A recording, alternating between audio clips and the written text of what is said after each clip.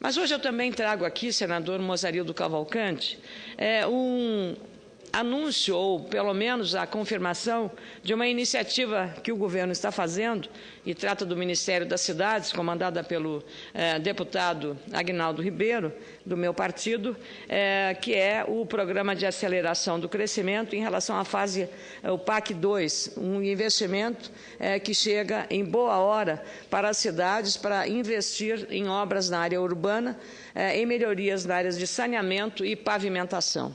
Medidas como essa visam o estímulo da economia, que apresentou fraquíssimo desempenho neste primeiro trimestre e, sobretudo, devem representar mais empregos e melhoria para a infraestrutura das cidades. Os municípios brasileiros ainda são carentes de sistema de distribuição de água e tratamento de esgoto. Até o ano de 2010, somente metade dos lares brasileiros era atendido por redes de coleta de esgoto sanitário. E em plena Rio+20, nós ainda ficamos com esse passivo ambiental a ser resolvido. Porque saneamento, senador, o senhor que é médico sabe que saneamento é também saúde, é prevenção. E precisamos urgentemente resolver essa questão relacionada à água e também ao esgoto.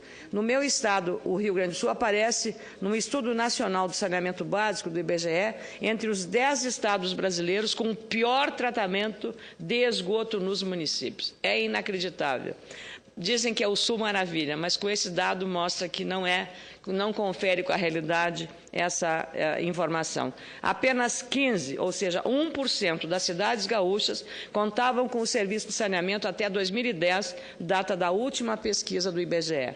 O ministro das Cidades, Aguinaldo Ribeiro, diz que os cofres do governo vão dedicar pelo menos 10 bilhões de reais para investimentos em saneamento, obras essenciais para a melhoria da qualidade de vida dos moradores das nossas cidades e 5 bilhões de reais para a pavimentação de estradas. E é sobre essa fatia de recursos que quero falar com mais ênfase agora aqui no plenário.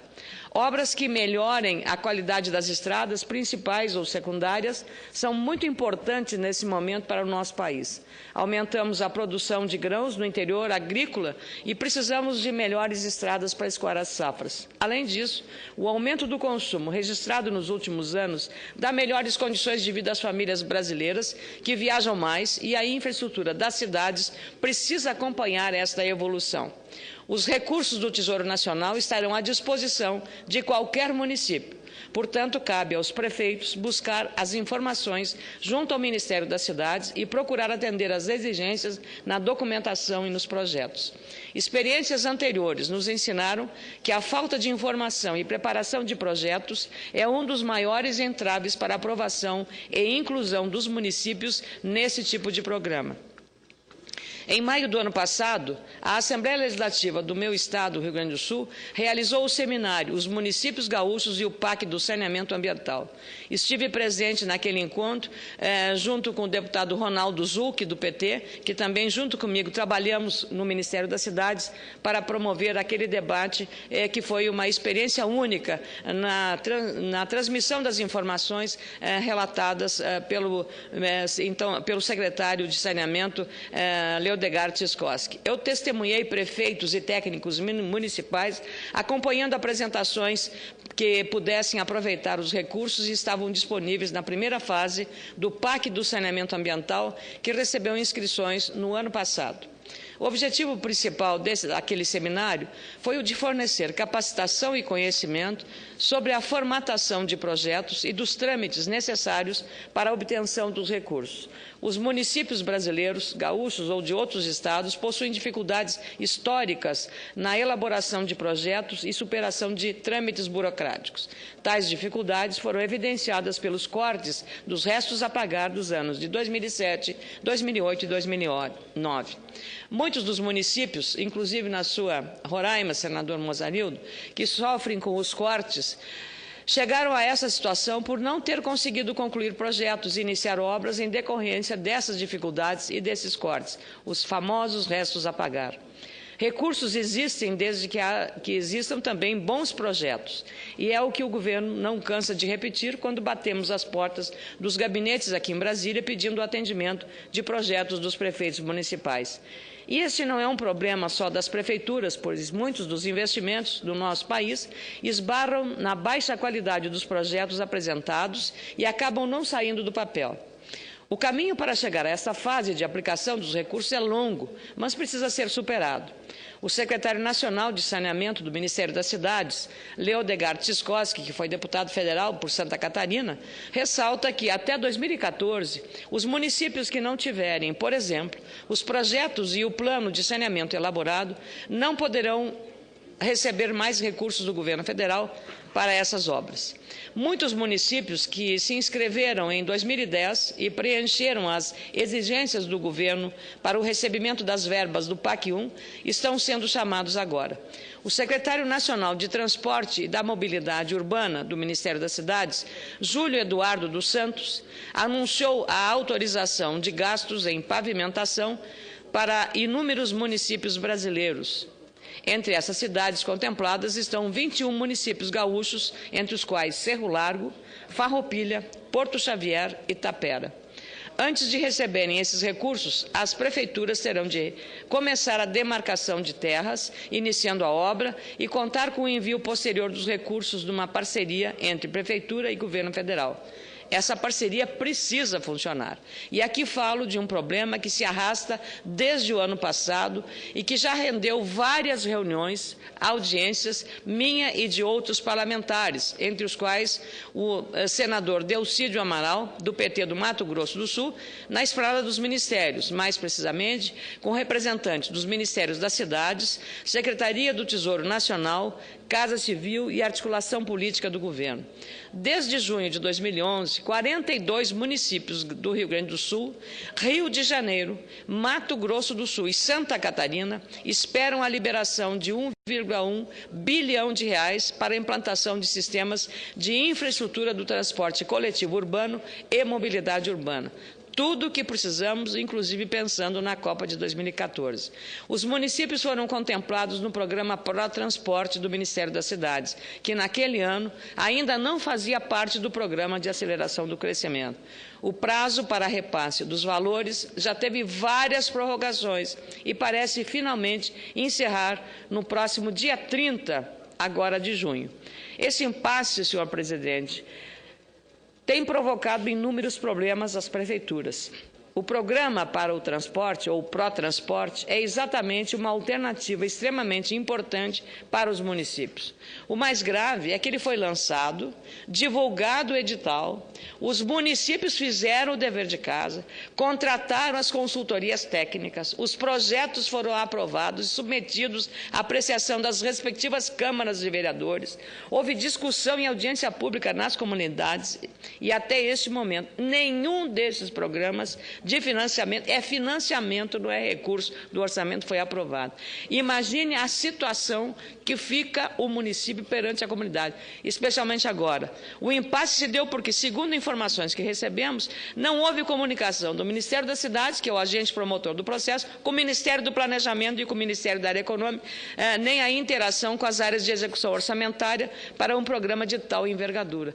É uma coisa inacreditável, porque isso levou algumas prefeituras a uma situação absolutamente, eu diria, um processo kafkiano, para dizer o mínimo, porque os prefeitos submeteram a cumprir tudo que estava no edital e agora simplesmente o governo lava as mãos. Um ministério passa para o outro passa por outro e nada se resolve. E o próprio prefeito de Bento Gonçalves, que é do Partido dos Trabalhadores, Roberto Lunelli, que tem o maior volume nesse programa, num relato dramático perante a ministra Ideli Salvati e a ministra Gleisi Hoffmann, se disse ameaçado até de um processo de impeachment.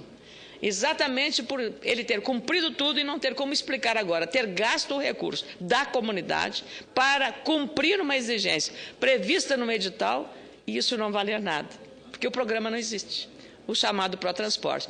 O senador Delcídio Amaral e eu temos tratado com insistência sobre os riscos, até, eu diria, de segurança jurídica que implicam esse programa e não acontece. Dia 30 é o último prazo depois das prorrogações. Não dá para explicar sobre nenhum aspecto. que houve algum erro de comunicação, mas aí tem que haver uma mínima solidariedade de gestão no governo federal, e por isso eu imagino que a ministra Gleisi Hoffmann tenha levado o problema e que o Ministério do Planejamento tenha um entendimento sobre a situação. E num ano de eleições, como é que os prefeitos monitoram? Eu falei o exemplo de Bento, que é administrado pelo PT, é meu adversário político no meu estado, mas eu estou defendendo o direito dessa prefeitura e das outras que assinaram esses contratos, do Mato Grosso do Sul, de Santa Catarina e de outros estados, e que o governo simplesmente tira e joga no lixo dinheiro do povo.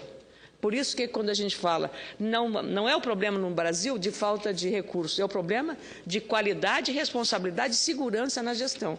Não é admissível, senadora Luiz, com prazer concedo a parte a Vossa Excelência. Eu até compreendo, senadora, que haja uma certa dificuldade do governo em localizar a papelada onde se encontra o projeto, onde se encontram os requisitos para a participação no projeto. Porque são tantos os programas, tantos o pró isso, pró aquilo, que o governo lança a cada semana, com objetivo pura e simplesmente midiático, sem que isso tenha nenhuma consequência prática sobre o mundo objetivo, que eu até compreendo. Lançaram o pró-transporte.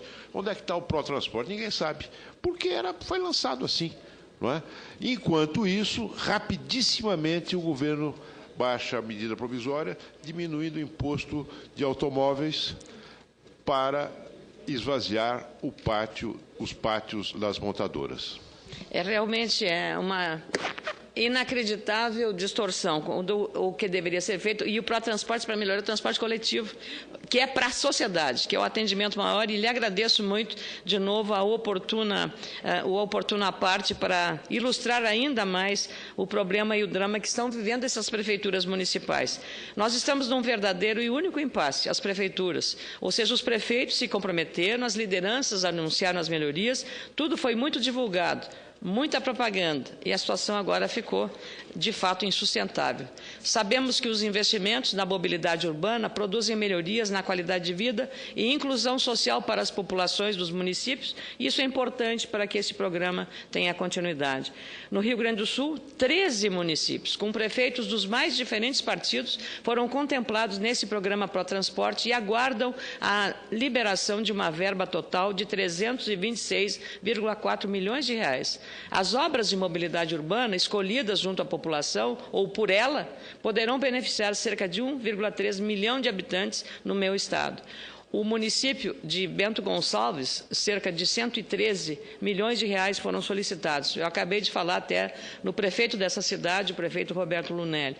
Esse impasse se prolonga justamente em uma época de eleição, quando o trabalho dos prefeitos será avaliado em muitos casos. Esses prefeitos iniciaram os trabalhos de demarcação das obras, motivaram as comunidades com a chegada dos recursos e, consequentemente, com a realização de melhorias, e nada disso aconteceu. Os municípios vivem um momento delicado, com muitas demandas para atender, mas poucos recursos para a realização dessas obras, graças à retenção excessiva de recursos nos cofres do governo federal, a prima rica da federação.